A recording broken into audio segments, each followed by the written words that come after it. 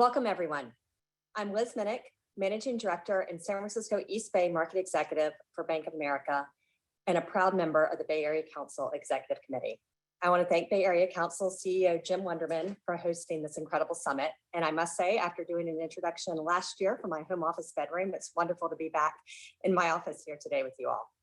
It's a great honor for me to introduce our next set of speakers. Before the COVID pandemic, California was home to more than 4.1 million small businesses.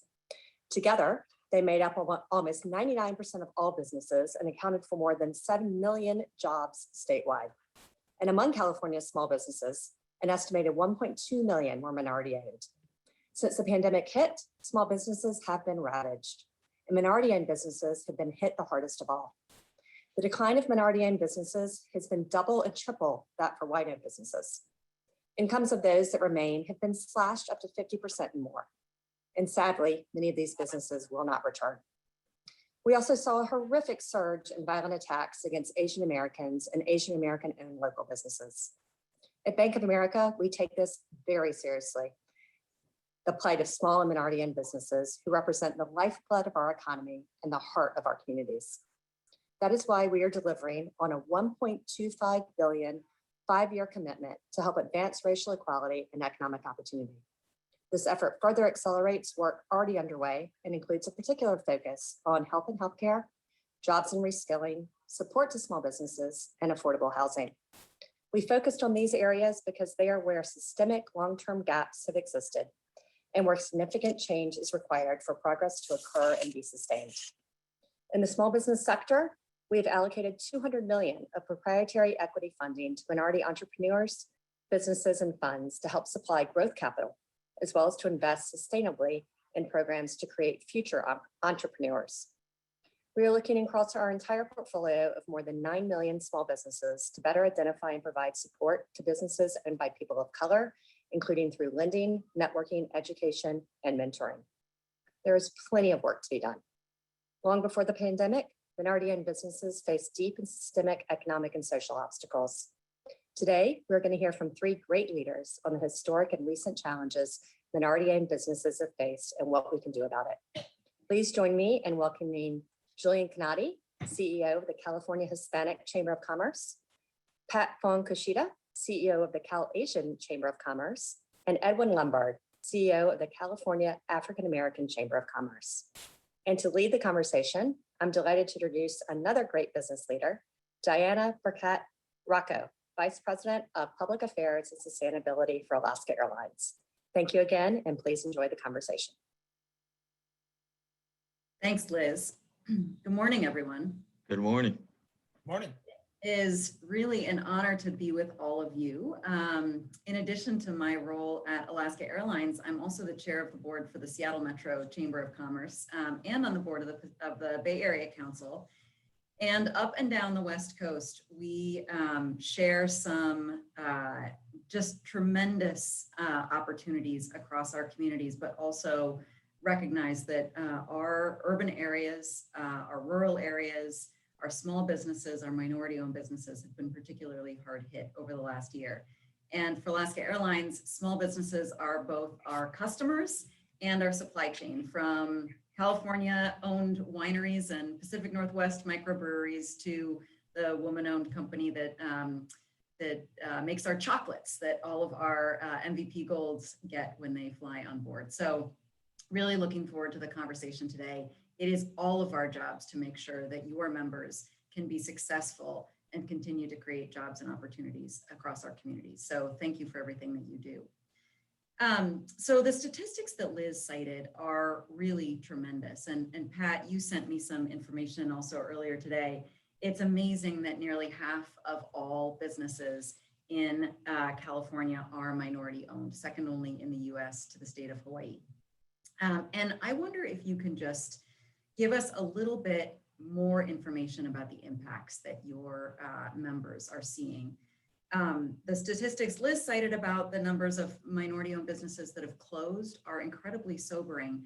But what are you seeing? And maybe you could put a story with each of those experiences just to give us a little bit more depth of understanding of just what's transpired across the community over the last 15 months. And then I'll probe deeper as we get into the conversation. So maybe in this order, Edwin, Pat, and then Julian, you guys can dive in. Well, great. And thank you, Diane, for the opportunity today. Yeah, so in the Black community, I've got one particular story I'd like to share. A gentleman named Charlie Mchugh.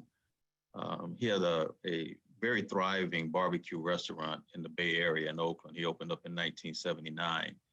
He moved to Sacramento in 2019 to expand his base and for a fresh start. And he created an amazing restaurant that became more than just a restaurant. It was a gathering place for the community. And a lot of people would go there, not only for the food, but for the atmosphere. Well, then COVID hit. And he was no longer able to open his doors and have people come to eat in his restaurant. And because of that, he had to pivot and change the way he did business. So he had one item that was a major piece of his barbecue restaurant, and that was his sauce. So he got very creative, and he bottled that sauce, and he made it where he can market it to folks that were interested in the barbecue sauce. And he did such a great job. His product was on the shelves in some of the major stores throughout the United States, like Sam's Club and Rayleigh's here in Sacramento. And he was able to do that because of a community-based nonprofit organization that funded him with a grant, a small grant, but it was enough for him to make the change. And that's what kept his business thriving. And now that California is reopening, his restaurant is opening again.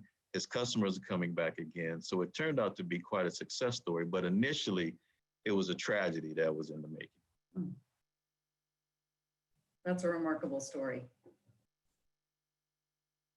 Pat, what about you? Well, thank you for allowing us the opportunity to be here today. I think that you all are asking the right question, right? How do we create a better future for all of Californians as we emerge from this disruption? And for our AAPI community in particular, in January of 2020, we started seeing instances of a shutdown long before the governor mandated closure in March of 2020. And that was really because the previous administration started to call the pandemic the China virus. And so we started seeing an accelerated process, particularly in the Chinatowns of our communities. And it has continued to be exacerbated because once we shut down in March and we just started to open back up again, then AAPI hate reared its ugly head. And 32% of all AAPI hate has occurred in our places of business. So it's been a very difficult process for our AAPI small businesses, particularly Main Street businesses.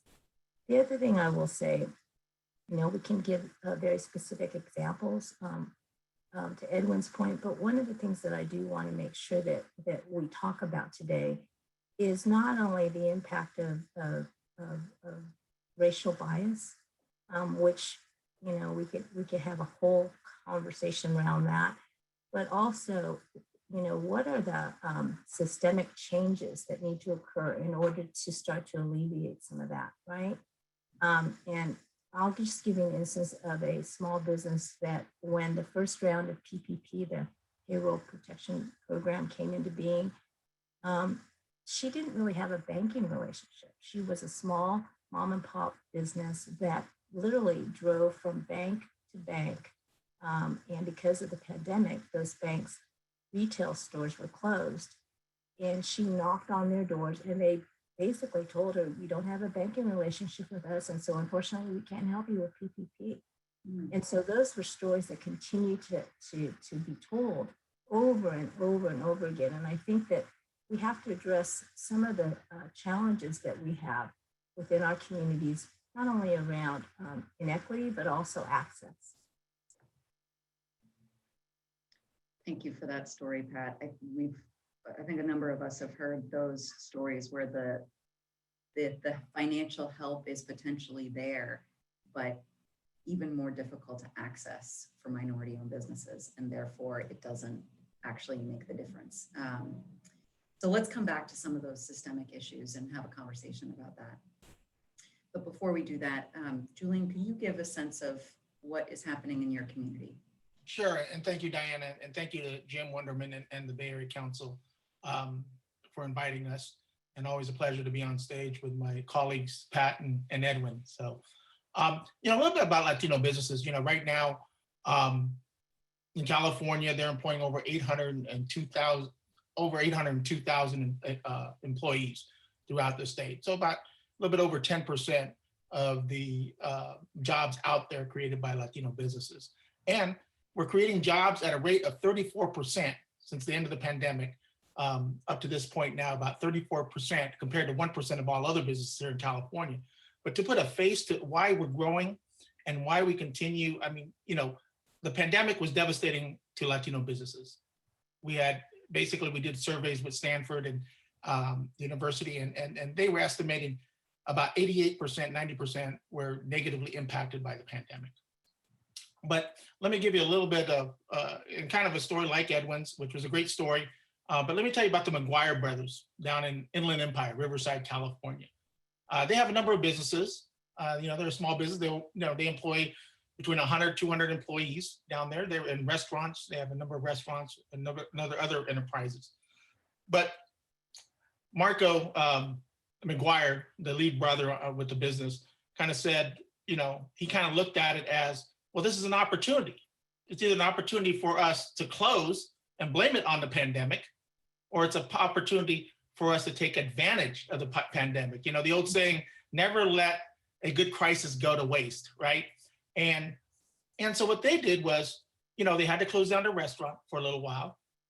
They kept, the employees on through, PPP loans and other ways and other activities they were doing that they were able to do.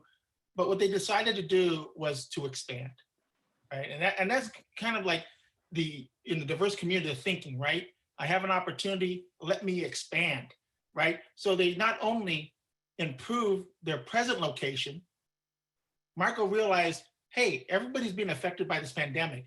Let me get a good deal on this place down the street. And he created a new event center there for the Riverside community, which now is blossoming and doing fantastic there. So again, kind of the mindset of some of our Latino businesses that kind of said, yeah, I'm impacted. How do I survive this? But how do I also take advantage of it and create either new opportunities or improve upon what I have at the present time. They are now back at full swing. I believe last time I talked to them, they have about 200 employees down there in the Inland Empire area through their numerous businesses. So kind of putting a face, to this pandemic and some of the opportunities they saw to create more opportunities, but more importantly, create jobs and contribute to the economic base of their community. That's an amazing story too. I think yours and Edwin's are both phenomenal examples of resilience, but also I want to get back in a minute to just unpack sort of what made those possible in those instances, because they don't happen automatically and they certainly don't happen to everyone. And there have been places where the closure had to happen for whatever reason. And that's what we want to avoid or bring those businesses back into new opportunities. Before we go there, I want to go back to Pat's comment about API hate and the anti-Asian violence that has been going on now for at least 18 months or starting in January of last year. And I think, that was a profound issue even before the height of COVID shutdowns happened, even before the deeper racial reckoning that our country began to undergo this year. And hopefully we can come out of all of that more positively. But how are things going right now with your Asian-owned businesses? Are you seeing that, what response are you seeing from communities to support them? And what's sort of the current need in that area right now?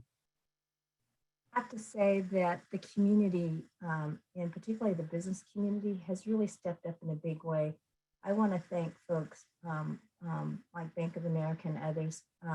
They have really stepped up, and I think that they've recognized that this is a moment in time for real change, for fundamental change, right? For systematic change. And so, yes, the AAPI community was, hit very, very hard early in January because of the previous administration's definition of the pandemic. But I will tell you, with my colleagues, Julian and Edwin, all of our communities have faced similar racism over the years historically, right? So this just really kind of exposed and accelerated a lot of the inequity that already has existed for all of our businesses. And I think what Julian and Edwin really shone a light on is that there's no lack of ingenuity, there's no lack of entrepreneurship, there's no lack of willingness for many of our businesses, but it is a tale of two economies. We are living in a tale of two economies. And so AAPI businesses that were affected hardest by the pandemic and by racism were really our Main Street businesses, our mom and pop businesses, our restaurants, our retail businesses that didn't have digital online platforms in order to be able to make that pivot successfully. They were largely part of their communities in their Chinatowns, Japantowns, Little Saigons. And so they didn't have the opportunity to necessarily expand beyond their own community. They were hit hardest, and those are the slowest to come back. And then the other tale of our two economies are the folks that were able to successfully pivot and to provide remote work for a lot of their employees, to be able to provide digital and online presence for a lot of their product and services. And so what we're witnessing is really that shift, right? And if folks can make the pivot successfully, they're going to be successful. But I will tell you, an intentional strategy around how we still create the vibrancy and the cultural vibrancy of all of these enclaves in our state are going to be so important, right? Because unless we help the most vulnerable of our community, we're not going to get to full economic growth and capacity. So I think that that's the challenge and also the opportunity. So let's talk a little bit more about those systemic barriers, because each of these stories is, both different and similar in terms of the experiences that your members, Edwin, Julian, and Pat, have experienced. There's some common threads, there's certainly some differences, but the government put forward billions of dollars over the last year to support small businesses and minority-owned businesses. And some of that was able to be accessed, and yet minority-owned businesses still disproportionately suffered. So it gets to that systemic sort of two economies issue that you're raising, Pat. Let's talk about what those systemic barriers are, and then maybe we can talk about what the government can do to address them. So one you mentioned was lack of digital platforms, sort of ready-made digital platforms, which I assume access to technology is probably one issue there. Can you, and you can go in any order, but unpack a little bit. What are those issues? Why was the minority-owned business community still hit so much harder? And then we'll pivot to what can we do going forward to address that and create better equity of opportunity and recovery? Well, I'll go first. In the Black community, I mean, we experience things like police brutality, which has been almost a way of life in our community for decades. And then COVID-19 and its effect on, how we do business and our community at large, voter suppression, health disparities. These things left Black Americans vulnerable to contracting COVID-19 at a higher rate and nearly 2 times greater than our share of the population. Black students, businesses, employees, and homeowners have all been hit hard by the pandemic.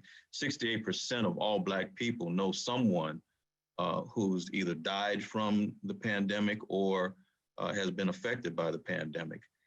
And let's be clear, just because you contract COVID doesn't mean you always come back the same way you were after experiencing this. I have a cousin that he's 65 years old in New Orleans, and he contracted COVID, and COVID speared a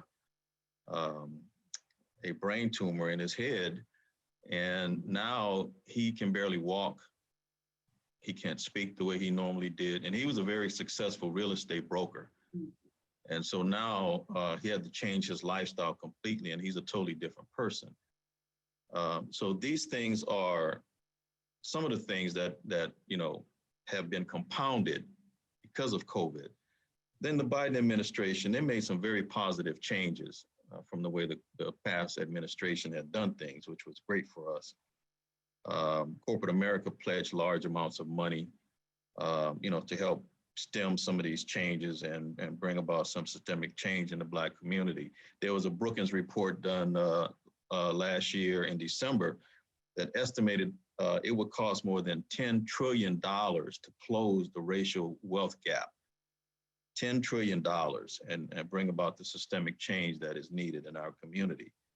Well, you and I both know that, 1 year worth of funding from corporate America and from the government is not going to change something that has been going on for, over 100 years.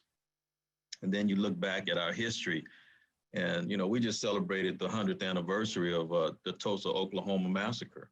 Mm-hmm. There's a series of documentaries that have been released recently that tells the truth about what actually happened in Tulsa, Oklahoma. And, the same thing that was being experienced then, we are still experiencing now. It's just on a different level, all the way from housing, to the cost of energy, food deserts, lack of hospitals and access to healthcare. These are all things that are systemic and has been in the Black community all our lives. And if we're going to make change, we have to make those changes. Thank you for that, Edwin. What you raise is such an important reminder that you can't talk about business or jobs without talking about health equity, food, security, housing. There's technology and banking and childcare and all those things that enable people to get to work, but there's also just the basic fundamental needs of life. And those have, in those areas, we've not had a good history of equity in our country. And that's something that I think we're all committed to changing, but it is not going to be 1 year of corporate contributions, as you say. Julian, what about you? Well, Diane, the things that Edwin mentioned, unfortunately, have always been around, right? And individuals like Pat and Edwin and myself have been have been bringing this to the attention of government and corporate America for years now, and years. It's just unfortunate that it took a pandemic for them to realize even more so what was existing and to start taking action. And that's sad that we had to wait for a pandemic to see this, right? Our businesses, the needs of them and how we continue to grow and have them expand and create jobs is a thing you do every day, right? Someone, I won't say who, but someone just said, well, I thought economic development was something we did when times were good, right? And as we all know on here, and this was a major politician, we know that economic development is something you do day in and day out, right? How do you grow businesses? How do you answer the needs of our small businesses, of our diverse businesses out there and the barriers that they face? I believe the question was around the barriers that were out there. And, we all know what the barriers are, right? There's language barriers that, Edwin mentioned a number of cultural barriers out there. There's also trust barriers that exist, access to capital. Former Administrator Hector Barreto of the SBA once said that diverse businesses have, if they make widgets, they make the best damn widget around, right? They got the know-how. And often they lack the know who and know what, right? And that's really what, is needed, right? The more knowledge base, bringing that knowledge to them. It has been proven that when we provide someone with technical assistance, they succeed, they will succeed. We had 70% of our businesses apply for the PPP loan. And we're proud to say that 70% of those businesses got PPP loans because they seek the assistance but that assistance came with building trust to them, right? There's different things when you talk about barriers within the community. When you go to many small businesses, and Pat and Edwin probably have stories, they think that their banker is the same teller they go to every week and make the deposit to, right? They don't have a regular banker, nor is there that outreach for that bank. I'm proud to say that, us and Bank of America have partnered to do our small business forums, and we address that problem, right? Educating people and getting them over these barriers of, we call it the ABCs of business, right? Your attorney, your banker, and your CPA, right? The three most important guys you need. And many of our businesses don't understand that. So a lot of it goes back to the lack of knowledge, but having to overcome many of those barriers that Edwin mentioned. And you mentioned technology. We've got serious problems of trying to bring our businesses into technology, whether that's selling online, or just being able to use technology. We found during this time, as you're applying for PP loans, the California Relief Grant, that many of our businesses did not have the technology, right? Some didn't have scanners. So we opened up centers where we could just scan their documents and upload it for them, right? And that's what we had, you had to get down and dirty on this stuff. But now we have a bigger problem. And I know we're gonna probably talk about technology a little bit later, a little bit more, but in cybersecurity coming up, and our small businesses have to understand that that's another thing they have to understand. So it all comes back down to a lot of knowledge and education, and them being able to get that technical assistance that they need. Thanks, Julian. The other thing I'm hearing there is it's not just one directional education, it's true dialogue and listening, which, is not always a strength of a government or a big corporation, but certainly it sounds like in your Bank of America experience, and thank you, Liz, for your company's leadership, that has been successful. Pat, what were you going to say? I'm sorry, I didn't mean to interrupt, Oh. but I just wanted to say with my colleagues, we talked about systematic fundamental change in systems in order to support minority businesses. And I think that that's really important. What type of infrastructure is going to be needed in California to address this systematic change that needs to occur? And so we talk about the barriers, but we haven't talked about what type of systems that need to be in place. And what the Asian Chamber did is we adopted an 8-point agenda at the height of the pandemic last year. And I think, Diana, I sent that to you and I sent it to Liz, but it's around how do we create the pathways for entrepreneurship, pathways for innovation, pathways for supplier diversity, because we think it's really, really important around how we really do a better job around supply chain, pathway for global trade, because again, we're living in a global economy now. We're not only local or regional or state, but we're talking about a global economy and how do we compete effectively there, right? Pathways for improved workforce, because we think that that's so important. So unless we're intentional about creating these pathways, we're always going to we'll be back here next year talking about the same things, right? So as an example of systematic change, and I'll just take supply diversity, that pathway, right? The three of us, our colleagues here, we actually authored a piece of legislation, AB 915, and that's actually went through the assembly unanimously, correct, guys? I mean, we had a unanimous vote on that. And what AB 915 said is we want an equity first approach within state contracting, which basically codifies the 25% set aside for small businesses that California has already adopted, right? But it codifies that, and it also then holds accountable through metrics and reporting for folks to actually get to that goal, right? But that's one change. But what I'm talking about when I talk about systematic change, I'm saying this. When an African-American, when an Asian, or when a Hispanic business, right, starts, they don't have the same access to equity, to venture capital money, to debt at the same rate that non-minority businesses do, right? And so what helps us on the certification side at 51%, right? We're certified now as a minority business in some cases.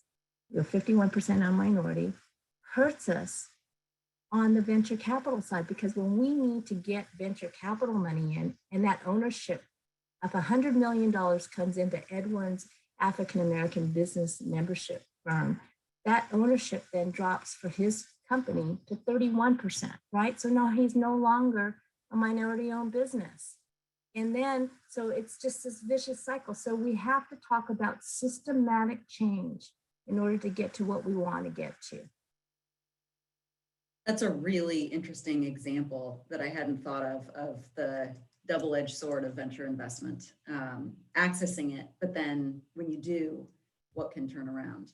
Yeah. I appreciate, Pat, you taking the conversation to solutions, and your 8-point plan is really excellent, and it gets to all of what we've been talking about, things like digital pathways, digital skills, and more across, and you gave some other examples. Can we talk a little bit more about what are some of the specific things that government can do, whether it is California state government, whether it is local municipalities or the federal government, to support the systemic change? There are certain things government can do, certain things the private sector must do. But first, what can government do? I think it's policy. All my colleagues and I, we've been working on this, I don't know. I mean, I've known Julian and Edwin for over 20 years, right? It's policy. We just adopted a program called Minorities for Equitable Energy Policy. What does that mean? That means when California starts to adopt, right, a net neutral carbon standard, how does that impact our minority small businesses? Can they afford to convert all of their vehicles to electric vehicles? Can they afford to do that? And what are we doing to make sure that what are those we doing? vehicles are affordable? So when we talk about how government can help, it really is developing an equity lens to policy. It's how does this hurt the most vulnerable or help the most vulnerable of our communities, and what is it going to take in order for those communities to be able to adapt from a policy perspective? Now, when we're just talking about business and don't get us started about the high tax California and everything else that happens here, and that the Bay Area Council and everyone's fighting the good fight around, right? But then exasperated policy that overlays all of that, unintentional, with additional burdensome regulatory burdens and all of those things that occur, that affects the least vulnerable of our communities and our small businesses. We don't have the resources that some of these big businesses do to be able to do those types of pivots. So we have to think about that. Diana, I think, and Pat's correct, it comes to government, the biggest area they can do is policy. Let's talk about AB 915. We've got it through the assembly this time, but this bill has been introduced by some of our fellow business groups 4 times, and it has failed every time. Now it's finally getting passed, right? And part of that, I think, is because of the coalition that we created with the Asian Chamber and the Black Chamber and the Hispanic Chamber to move this forward. But again, I mean, it's a policy that, we could have had 8 years ago, codified into law to encourage contracting and procurement among small business and diverse businesses. But I also think it's, again, as you look at policy and as our leaders look at policies, as Pat said, they really have to look at its impact on our small and diverse businesses. Many of these policies, they sound good on the face, but they have dire consequences or unintended consequences on small business. As we move forward, we did minimum wage and without any input really from small business, and it passed. Now, don't get me wrong, the Hispanic Chamber feels probably stronger than anybody else that a living wage and minimum, is important. I mean, most of our business owners come from families that made less than a minimum wage, as they were coming up in the world. But was there any thought of creating any type of tax credits for small businesses who were still employing and moving to employ Californians, but having to meet this new expense? So again, the state chamber has taken on, and right now we're in talks with different legislators about some type of tax credit to help small business cope with the minimum wage requirements. And again, there's talks of other policies that would impact the cost of doing business in California. So again, a lot of it of government comes down to the policies. I think state government, and I think AB 915, and I thank Pat and her crew and Edwin for all the hard work they're doing on it, is one of the first steps, right? And taking some of these dollars and reinvesting it in California. And, I just had a discussion with a number of media, ethnic media. And, one of the questions is government spends millions, if not billions of dollars on advertising. But a lot of that money goes out of state to large firms. I mean, what are they doing to make sure that our small business, our diverse businesses are getting that fair share of those dollars that are California tax dollars, to keep them here in California and feed our economy as well. So just a few points. And it's great. Yeah, there's government. There's government as a regulator to encourage things to happen, and there's government as a modeler to model the way, like supporting. And I've always felt that government's role is really economic development. And how do you, look at it? How do you stimulate government, business, right? From a role, because how else do you increase that tax base, right? I mean, we saw cannabis create $2.5 billion in tax revenue during the pandemic, right?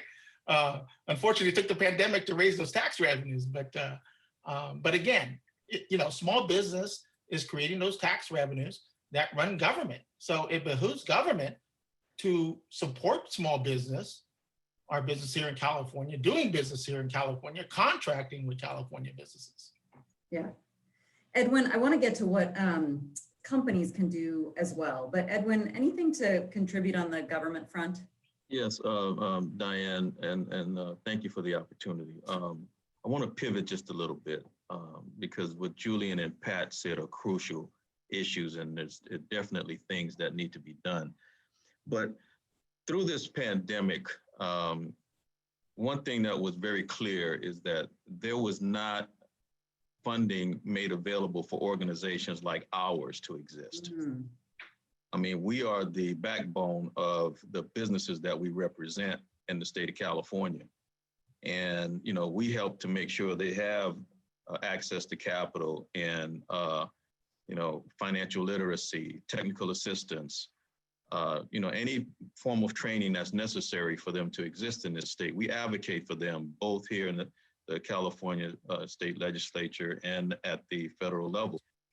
But none of the funding mechanisms that were put in place were in place to help support organizations like ours. And, it's not easy or inexpensive to do what we do. It takes lots of money and lots of manpower.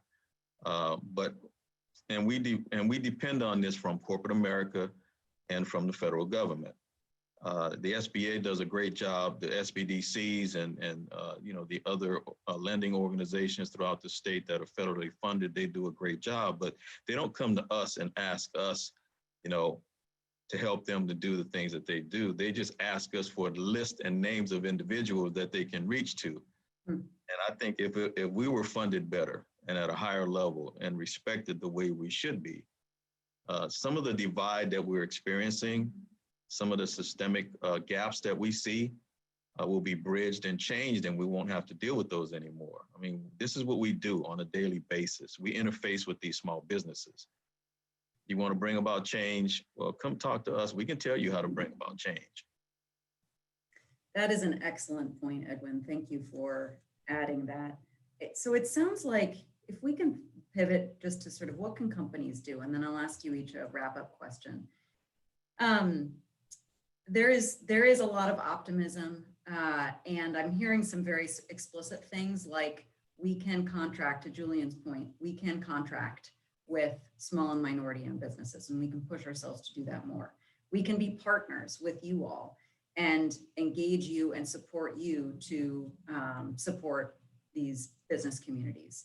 What else can companies do to help support that systemic change that's needed for not just recovery from COVID, but long-term equity and opportunity.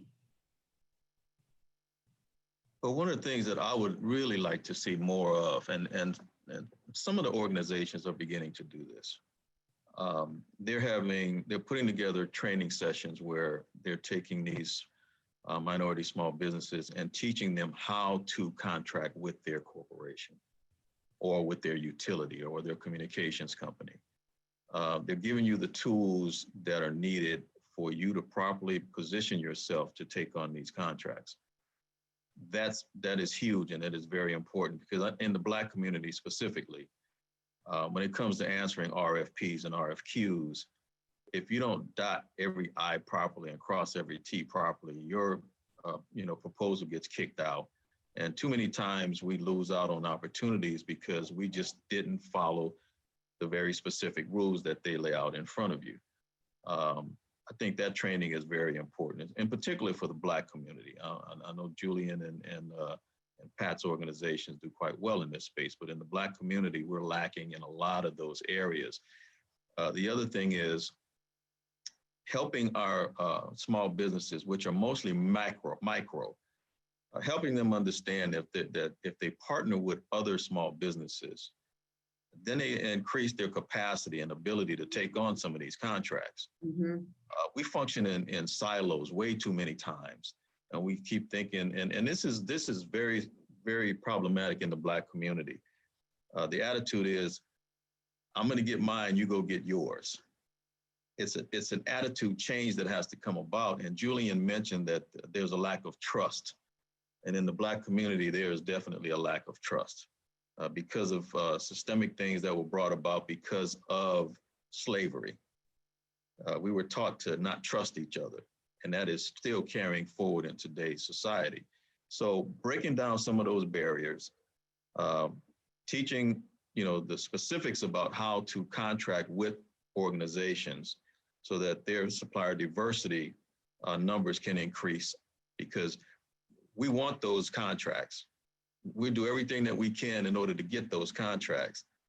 But if we don't understand the particulars on just exactly what's needed to get those contracts, we're never going to get those contracts. And that was one of my reasons for saying support the chambers, the state chambers, because if you support us, then we can help bring organizations to the table that we can teach exactly what the requirements are to get these contracts, help them understand what it means to form alliances with other organizations to capacity build, and then not only become subs in some of these contracts, but eventually become primes. And then once we become primes, then we can hire our own subs in our own communities, creating a job base that is what is really required and needed to bring about the systemic change in our communities, and something that we at the California African American Chamber are diligently working towards. Thank you for that. That's excellent. Julian, what about you? So mine and how corporate America can help. It's really twofold, right? And it's got to be a solid partnership with organizations like ours, or with the California Hispanic Chambers, or the California African American Chamber, or California Asian Chamber. But here's my biggest gripe, right? All of corporate America out there says, oh yeah, we have a supplier diversity program, right? And really, what does that mean, right? They come to us and say, oh, we need a list of your diverse suppliers, so we have them, so we can say we sent the bids out to them, right? Mm-hmm. I mean, we face this on even major construction projects, road projects, right? Everybody wants to meet the so-called good faith effort, right? So, oh yeah, we fax them, saying we're looking for, diverse supplier. What we need to do, and what our organizations need to do, and what we need to do, and what corporate America needs to do, is we need to concentrate more on supplier development. We need to develop the suppliers that you need for that supply chain. We need to develop competitive suppliers, right? So often, you see, oh, let's have the certification workshop. Well, me and my team could certify people all day long, and they can send them over to you saying, oh yeah, they meet these minimum requirements. Yeah, they're qualified, but are they competitive? Edwin mentioned the RFP process, dotting I's, crossing T's. As many of you know, businesses need to be competitive. Some of these bids are won by mere hundreds of dollars, And if we're not working and concentrating on supplier development and making them competitive, all we're doing is the same thing, right? All we're doing is creating lists, right? And maybe one or two of them may work out, and great, you get credit because they're certified now. So we got to stop thinking in that silo, and we got to say, okay, how do we really move the needle, right? How do we really get businesses to be able to contract? How do we get them, as Edwin even mentioned it, joint venture? If too small, if you have two businesses that are too small individually to do a contract, how do you pull them together? And how do you educate them and train them? Again, it's a lack of knowledge, the technical assistance and the training. So really, I think, if corporate America wants to make a big commitment to diverse businesses, they will start talking in terms of supplier development and making our businesses more competitive to win those contracts that they have. I'm not saying give us the contracts. I'm saying work with us, let's build the businesses that are competitive to win those contracts. I think that's one of the most important things they can do. Thank you, Julian. That's an excellent nugget. Shifting from just saying supplier diversity to supplier development. Pat, what about you? I know we're short on time. I will tell you, I think the companies that do the best are the companies that actually embrace diversity in their mission statement. And not just embrace it in their mission statement, but live it and breathe it. And so I'm talking from a workforce perspective, I'm talking from a supplier diversity perspective, I'm talking from a consumer perspective, right? Because it just makes good business sense. In California today, we are the majority minority community, and it's going to continue to grow. We're over 55% of California's population and growing. So it makes good business sense to not only understand it from the consumer perspective, but you have to live it and breathe it inside your organization. So I just know that successful organizations, and I will tell you, I'm very proud because there are many of those organizations that serve on my board of directors that really do understand what it's going to take to start to change the paradigm and make those shifts. But it is incremental change. It's not going to happen overnight. And that is the commitment that needs to happen from the top of the organization down to the very bottom, right? And the other thing I will say is that we're all humans, right? We're all human beings. And we all, I think, and I said this to somebody, and I believe this, if we paid as much attention to our kids and the way that they're colorblind, they don't see color, right? It only when it starts to be, we start to institutionalize them into these institutions that they then start to see color. So how do we get to that, right? How do we start to make people colorblind? Because it's our generation that's going to come from behind us that are going to make those fundamental changes. So that's the commitment inside companies, I think, that makes the lasting change that we want to try and see, that commitment. Thank you, Pat. Yeah. I have learned a ton and have taken a ton of notes during this conversation. I really appreciate it. I think, Pat, a nugget that you're getting at is moving this work from being a series of programs like a supplier diversity program or to truly a cultural shift inside all of our companies. And you're right, we serve customers and our customers are inherently diverse. And so we need to be able to do this well. Thank you each for your great leadership. I'm sorry if there's things that we didn't get a chance to touch on today. Each of you is doing phenomenal work and collectively as well. And thank you for sharing your wisdom with us and challenging us to continue to do better. And look forward to the rest of the conversation. Edwin, appropriately, the next item is on health equity. So we'll get at some of those systemic issues. And Pat, Julian, and Edwin, thank you very much. Hope you all have a great day. Thank you. Thank you.